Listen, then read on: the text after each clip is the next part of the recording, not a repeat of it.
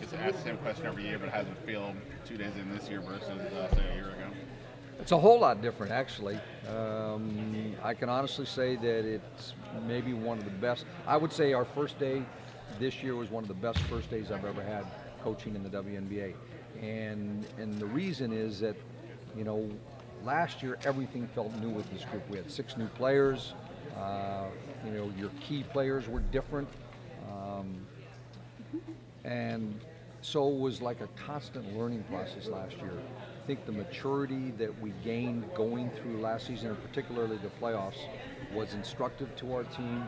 The way we were able to communicate with our players in the off season, and everything from expectations to extra work, the things that we were going to emphasize, they kind of had a head start on. And so you were starting from a way better advanced point this year than you were a year ago. It just felt like we could just pick up a little bit from where we left off. The other part is a lot of our rookies came in early last week, and they had some non-pressure days with assistant coaches to kind of learn terminology and what would be expected. So they didn't have all these nerves all on the first day. They were able to kind of get it out of their system by working out last week with some of our veterans. And our veterans were great about talking them through things and helping them. So I thought that, you know, what we were to accomplish before we ever started training camp set a good tone for how it started. So I've been really happy with, you know, the first couple of days. About how many people were able to spend significant time here during the off season? We had people to rattle Oh off names. boy, we had Elena and Tiana and Tosh and TRP, and Allie Hightower came in for part of the time. Okay. And Taylor was here doing all of her rehab. So, you know, 5 or 6 players, you know, kind of consistently in and out all offseason. That, I think, really helps set a tone. And we could talk about, you know, on the court and off the court things, how you lead, how do you include your teammates better in things, in discussions, how do you confront when you have something that's not working, how do you deal with that kind of stuff. And I think that's part of the growing up process. You know, when we played Minnesota in the playoffs, you're looking down the court at a very veteran team who had gone through that process. We hadn't done it yet.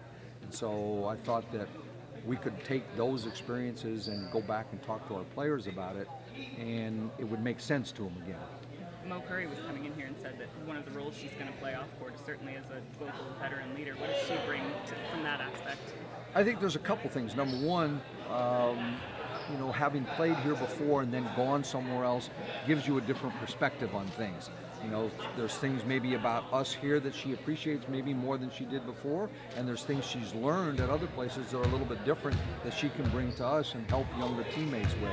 I think the fact that she can kind of step back from the process a little bit and say, okay, this is what I've learned over my career, help a young player do that. So that's where her voice will be important, you know, on and off the court.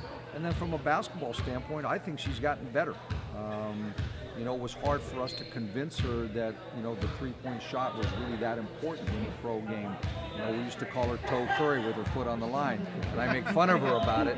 But now she understands, hey, you know, those 3 extra baskets you can get from making a 3 really help your team. And so I think that her focus on understanding different parts of the game is way better than it was when she was younger.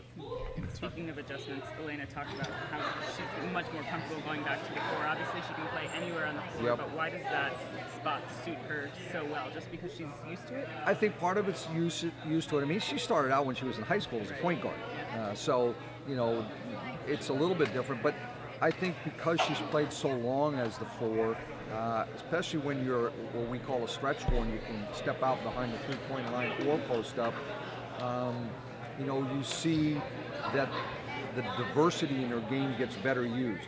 I think last year in playing the 3, it got our best players on the floor, but I think that we didn't get her enough shots last year in spots that, you know, she's better at with the ball. We didn't post her up as much last year. I think that now that, you know, she's comfortable in that and she can see the game a little bit differently. And then the other part of it is on the defensive end. Just chasing smaller players around screens all day is different than what she was used to on the defensive end. In terms of her comfort off the court, just standing here with us now, she seems far more at ease than she did a year ago, and she puts out that statement a week or so ago about the need for more marketing for the league, something where she admitted it wouldn't have done. In fact, have you noticed a maturity growth from I her in think, that sense? yeah, I mean, I think she's more comfortable in her own skin. Number one, last year you're coming in with all the headlines that you came here with, but you don't know your new teammates. You're trying to get this blend of fitting in yet being a leader. I think you kind of tiptoe around things sometimes. So I think, the comfort zone that she has with our staff and with her teammates helps.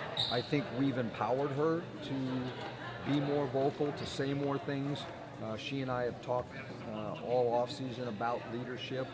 She's talked with Eric about it a lot. We send her articles or videos of things that, just to kind of say, hey, what do you think about this? And you could see it. I mean, coming in the gym the other day and going around and talking to each of the rookies that she did, and say, hey, what do you need?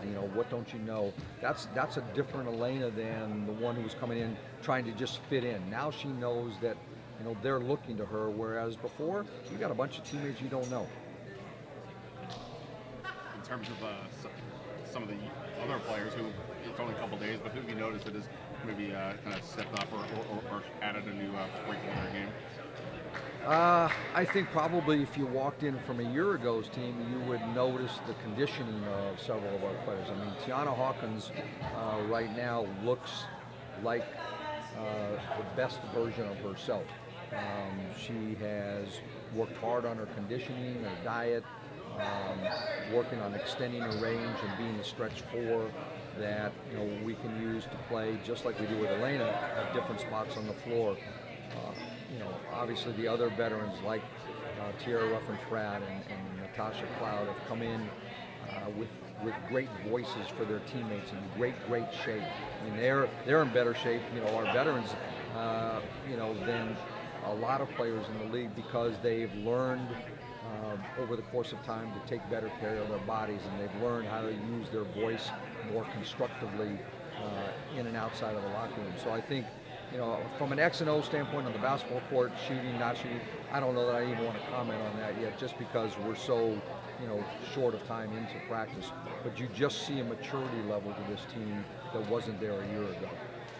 Coach, almost every time in the post-game presser, and you look at the box score, you would always look at the rebounding and say whether you had been beaten or had won against the other team in terms of rebounding. How is adding Maisha Hines-Allen and some of the other pieces going to contribute to that important part of your system? Well, first of all, Maisha's got to make the team. Okay, sure. so, and she knows that. I'm being a little bit tongue in cheek, but we have great competition right now. So I think that helps everybody when people are competing for spots. A lot of it has been forgotten that LaToya Sanders is coming back in the next week, and she is one of the premier defensive players in the league and rebounders. So there's going to be a lot of. You had Crystal Thomas, who finished second or third in the league in rebounding last year. So there's going to be a war amongst our post players just to outdo each other on the practice court for rebounding, rights, I guess. And, I think that's a huge part. I mean, for me, turnovers and rebounding and foul differences are big in a lot of your wins. And we got better in all of those areas. And rebounding is going to be a focus from the start here. And I know it's a fluid situation. What's your guess right now as to how many roster spots really are kind of in play right now? A couple.